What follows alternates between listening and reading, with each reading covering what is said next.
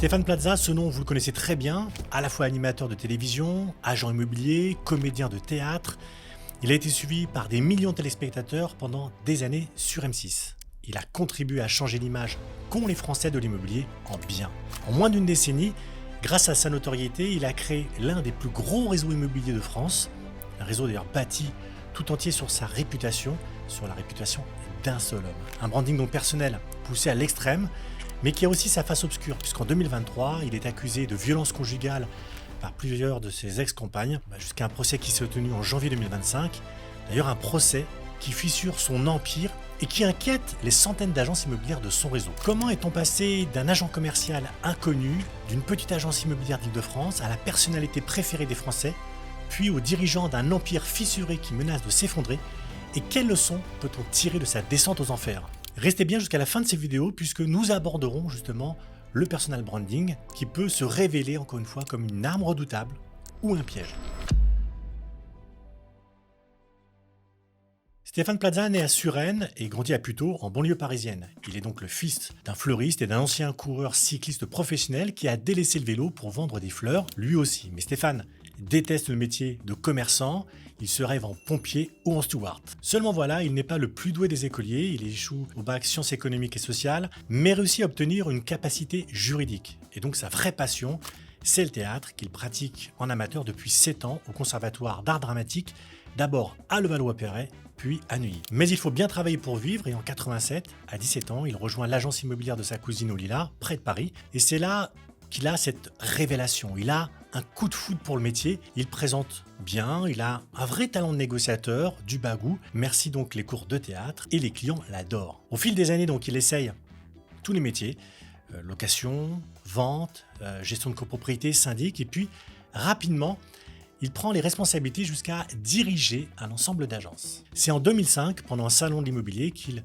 fait une rencontre qui va complètement bouleverser sa vie. Celle des producteurs de Réservoir Prod, la boîte de Jean-Luc Delarue. Réservoir Prod veut adapter pour M6 l'émission américaine Selva's House, et Plaza est le candidat parfait. Son côté décontracté et blagueur leur tape à l'œil. Surtout quand on le compare au profil standard de l'agent immobilier, costard-cravate, attaché caisse, discours policé. Il est, lui, à l'aise devant la caméra et, ce qui ne gâche rien, il passe super bien à l'écran. De son côté, Plaza, il se dit que c'est l'occasion de donner une meilleure image de la profession, l'image de l'escroc en BMW qui colle à la peau de l'agent immobilier, il en a un peu marre. Donc, M6 lance Recherche d'appartements ou maisons en 2006. Et le succès est immédiat. L'année suivante, la chaîne met Maison à vendre en prime time et à chaque fois, il bat des records d'audience. Une troisième émission arrive avec Chasseurs d'appartements, attire régulièrement quant à elle cette émission entre 1 et 2 millions de téléspectateurs. Et à partir de là, c'est l'autoroute du succès. Un succès boosté par la sympathie naturelle du personnage, par ses blagues faciles, par sa bonne humeur communicative, mais aussi par sa maladresse. Plaza, c'est un vrai Gaston Lagaffe. Dès qu'il veut donner un coup de main pour les travaux, ça tourne à la catastrophe et ça fait justement flamber son capital sympathie. À ce moment-là, on le voit partout. Il est à la télé, dans les téléfilms, dans la presse, la radio, même au niveau des grosses têtes. On le voit aussi au théâtre et même en bande dessinée. Donc le visage de Plaza s'affiche partout et la télé lui donne un pouvoir immense. Il devient une icône de la success story à la française. Pendant plusieurs années consécutives, il arrive en tête du classement des animateurs préférés des Français. Et en 2017, il est la personnalité préférée des 7-14 ans selon un sondage Ipsos. Le mythe Plaza est en train d'exploser et il commence à se dire qu'il pourrait en faire quelque chose. Il envisage d'ailleurs à l'époque de lancer son propre réseau, ce qui deviendra Stéphane Plaza Immobilier en 2015 aux côtés de la chaîne M6 et de 2 anciens dirigeants du réseau Laforêt. Mais l'histoire qui mène à cette création est tout sauf simple. Et ici, je vais vous révéler des choses qu'on ne vous a jamais dites. Tout commence avec Jean-Pierre Sanchez, qui est un courtier en assurance et ami de Christian Verzeau. Verzeau, c'est qui? C'est une figure dans l'immobilier parisien qui nous a coûté en 2018 et qui était le fondateur du groupe CTI Immobilier. Sanchez connaît bien Stéphane Plaza parce qu'il joue un rôle pour lui d'apporteur d'affaires. Et à cette époque, lui, Verzeau, veut quitter un réseau national américain avec lequel il travaille depuis très longtemps pour monter son propre réseau. Et pour ça, il a besoin d'une tête de gondole, une star qui sera le visage de sa nouvelle marque CTI. Petite parenthèse, Verzeau, c'est un personnage un peu à part, un type atypique qui a son QG dans le bar d'en face de son agence et qui organise des bringues à tout casser avec ses collaborateurs. Il parle de son projet à Sanchez, qui cite Plaza comme la figure montante de M6. Mais le moins qu'on puisse dire, c'est que Verzo, il est pas très chaud, parce qu'il apprécie pas vraiment ce type d'émission. Mais il accepte de le rencontrer, et en 2010, il le convainc de prendre le poste de manager général dans le groupe CTI. Ça, c'est en attendant qu'il soit prêt à démarrer son propre projet. Et c'est ce qui se passe en 2013. Verzo quitte le fameux réseau national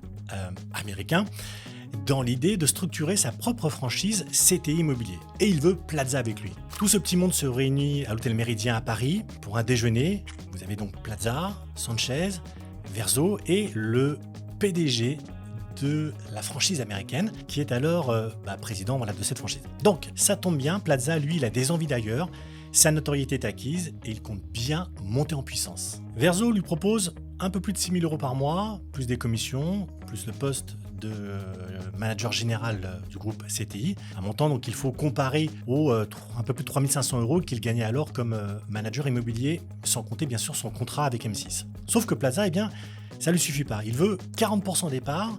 Verzo refuse et Plaza donc quitte le navire avec tout le dossier de franchise sous le bras, les idées, les contacts, le réseau, la colonne vertébrale du projet. Il fait donc affaire plus tard avec les deux anciens de chez Laforêt, les deux anciens dirigeants qui sont Kinder et Crémier, pour créer le réseau que vous connaissez aujourd'hui, Stéphane Plaza Immobilier, avec M6 dans l'affaire qui met à l'époque 2,1 millions d'euros et prend 49% du capital. Plaza lui apporte son nom et son image valorisés à 800 000 € et obtient 25,5% du capital à égalité avec les deux autres dirigeants. En 2022, M6 va réinjecter 2,5 millions d'euros pour devenir l'actionnaire majoritaire du groupe avec 51% du capital. Mais ça n'est pas tout de suite.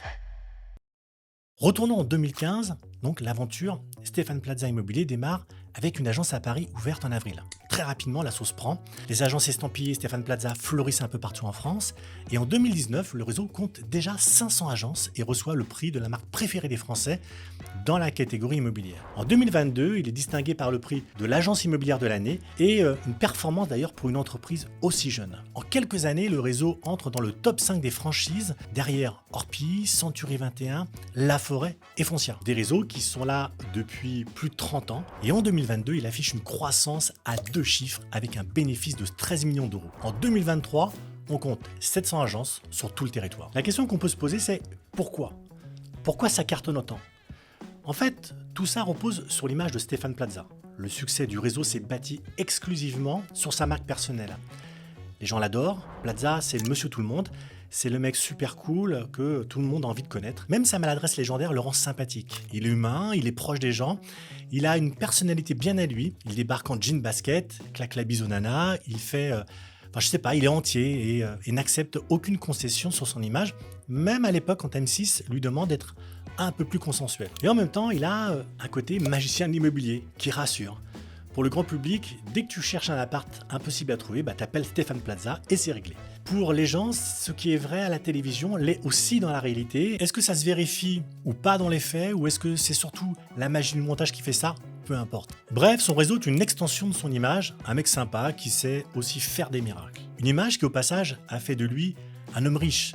Depuis 2017, Stéphane Plaza s'est versé 11,6 millions d'euros en dividendes, dont 2,27 millions rien qu'en 2024. Son nom, mais aussi son visage, c'est son capital. Mais c'est aussi un gros risque, et il le sait bien, la moindre erreur, il peut le payer cash. Ce qui oblige à tout contrôler de son image, à tout superviser. Il a 3 attachés de presse, et chacune de ses apparitions, chacune de ses interviews dans la presse est soigneusement mise en scène. Il doit absolument maîtriser ce qui fait sa notoriété, c'est-à-dire sa réputation. Et justement, c'est cette notoriété qui va se retourner contre lui.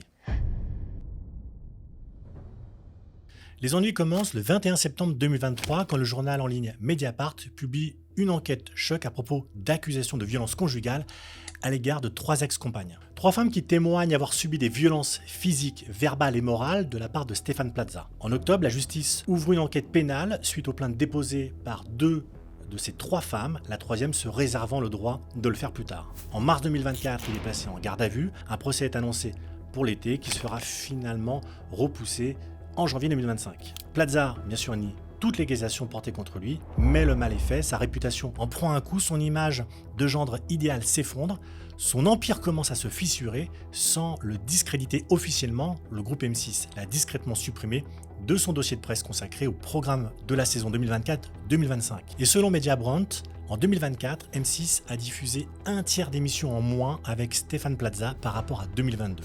Sans surprise, ces ennuis judiciaires ont aussi un impact sur le réseau Stéphane Plaza Immobilier. Pour les franchisés, la situation est difficile à vivre. Des vitrines d'agences sont taguées, des voitures de fonction recouvertes de messages d'insultes, des agents témoignent anonymement des difficultés qu'ils rencontrent, on leur retire des mandats de vente, on les prend à partie, les banques leur refusent des prêts au prétexte que l'enseigne est dangereuse.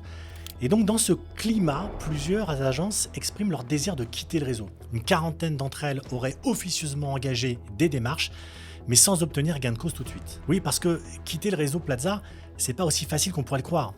En plus des indemnités à verser en cas de départ anticipé, le groupe impose aux franchisés une clause de non-réaffiliation pendant au moins un an. Sur ce point, le groupe Stéphane Plaza ne communique pas de chiffres sur le site officiel à la date du 29 janvier 2025, au moment où je tourne cette vidéo. On trouve le nombre de 550 agences encore en activité. C'est 150 de moins qu'à l'apogée de la marque. Alors bien sûr, impossible d'en tirer des conclusions. On est dans un contexte de crise immobilière avec 2155 agences qui ont fermé leurs portes en 2023 et 2024. Ça pourrait donc être tout simplement un effet contextuel. Mais on peut aussi regarder les revenus générés. En 2023, le chiffre d'affaires du groupe tombe à 23 millions d'euros contre 25,1 millions en 2022 et 22 millions en 2021. Le résultat net est de 9 millions, bien moins que les années précédentes. Il y a clairement quelque chose qui se passe, d'autant qu'il y a encore un autre problème. Plusieurs agences estiment que le réseau est devenu trop cher au regard de la dégradation de l'image de marque. Et c'est vrai que l'adhésion à la franchise Stéphane Plaza revient cher, plus cher que chez les concurrents. Pour entrer dans le réseau, il faut verser 30 000 euros de droits d'entrée, justifié de 60 000 euros d'apport, et reverser 8% du chiffre d'affaires à la maison mère. Alors évidemment, c'est justifié compte tenu de la notoriété de la marque, mais un peu moins quand elle se casse la figure. D'un autre côté, le groupe Stéphane Plaza est beaucoup plus mesuré et parle seulement d'une dizaine d'agences qui auraient signifié leur envie de partir. Alors difficile de faire la part des choses, mais ce qui est sûr, c'est qu'il y a une discorde au sein du réseau. D'ailleurs, le groupe a fait aussi des concessions, il a baissé le montant de la redevance mensuelle de 600 euros pendant 6 mois à compter d'octobre 2024 en prétextant de la crise économique. D'ailleurs, certaines agences ont pu négocier aussi, elles de leur côté, une rupture de contrat à l'amiable avec moins de contraintes. Enfin, tout n'est pas si sombre pour le groupe puisque certaines agences ont clairement signifié leur désir de rester dans le réseau et de continuer leur activité sous la même marque. Et pour ce qui est du volume des ventes, Stéphane Plaza Immobilier se porte un peu mieux que les autres. En 2024, le réseau a subi une baisse de 7% des ventes, contre une moyenne de 11% sur l'ensemble du marché, selon la Fédération nationale de l'immobilier. Donc la situation n'est pas bonne, mais elle reste bien moins pire qu'ailleurs. Bref, l'image et la visibilité de Stéphane Plaza ont été fortement impactées, avec des conséquences négatives sur son réseau d'agences, mais seul l'avenir nous dira s'il risque d'entraîner l'ensemble du réseau dans sa chute. Que faut-il retenir de l'ascension et de la chute de Stéphane Plaza? Eh bien que construire un business exclusivement sur l'image d'une star, c'est un procédé à double tranchant. D'un côté, il y a la stratégie qui s'est avérée gagnante et fortement gagnante, tant que l'image de Plaza était au plus haut. Le réseau a décollé en toute vitesse jusqu'à concurrencer des franchises installées depuis bien moins longtemps. D'un autre côté, au premier scandale qui touche directement la personne qui incarne la marque, l'empire vacille et menace de s'effondrer. Alors oui, le personal branding a du sens, il donne de l'autorité, il favorise l'empathie, il permet de donner un visage à une marque et le public s'identifie plus facilement à une personne qu'à une marque. Mais en même temps, ça devient un problème quand tout le business est porté par une seule personne. Si demain, tu vends ta boîte et que ta boîte c'est aussi ton nom, forcément sa valorisation ne sera pas la même après que tu l'aies vendue. Et quand l'incarnation de la marque est touchée par un scandale, là c'est tout le réseau qui subit un choc. Bien sûr, ça a toujours existé. Rappelez-vous Guy Hockey dans l'immobilier, Alain Flelou dans l'optique. Ce n'est pas la première fois qu'une marque est associée à une personne, sauf que ces marques-là, je ne les cite pas au hasard, elles témoignent des méthodes publicitaires anciennes. Ces mecs, bien sûr, qui passaient à la télé pour faire la promotion de leur réseau, et puis basta.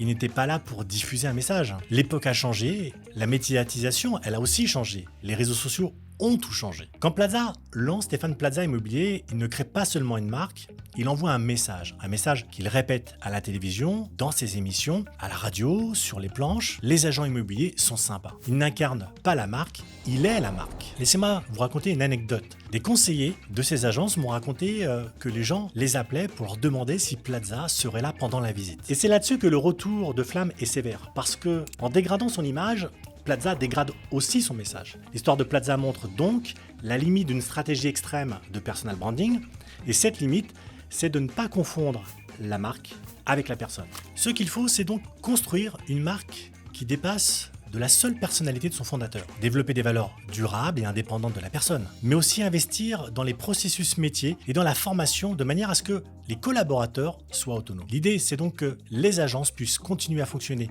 même quand la tête de réseau tombe de son piédestal. Surtout, et ça c'est très important, il faut trouver un équilibre entre la médiatisation et le professionnalisme. Éviter à tout prix le mélange des genres. Si vous souhaitez aller plus loin sur comment créer un business rentable et résilient en 2025 et pour les 10 années qui suivent, j'ai créé un atelier entièrement gratuit. Pour le visionner, il suffit de cliquer sur le premier lien en description, vous rentrez votre email et je vous l'envoie tout de suite.